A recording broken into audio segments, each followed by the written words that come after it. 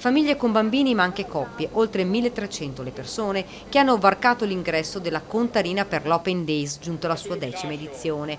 Un fine settimana con apertura ai cittadini degli impianti di stoccaggio e riciclo. È una giornata importante anche perché ci proponiamo al nostro pubblico, ai nostri utenti, che devono sapere cosa succede del materiale che loro separano e quali sono gli utilizzi che ne facciamo per essere ancora più motivati nelle scelte e nei comportamenti che hanno reso grande il nostro territorio nella raccolta dei rifiuti fino ad oggi.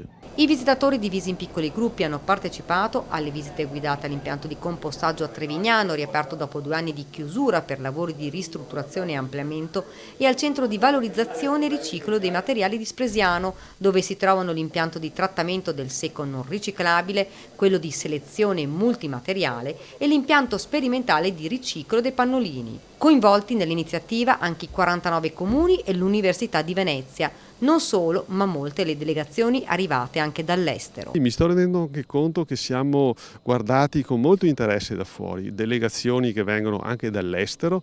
L'altro giorno c'erano alcuni israeliani, per dire, per cui effettivamente da fuori noi non ci rendiamo neanche conto, forse qui, di avere un'eccellenza come azienda. E da fuori invece hanno capito, ci vedono e cercano di importare, di portare buone pratiche da loro. Un anno importante per Contarina che taglia un traguardo davvero speciale, 30 anni di attività.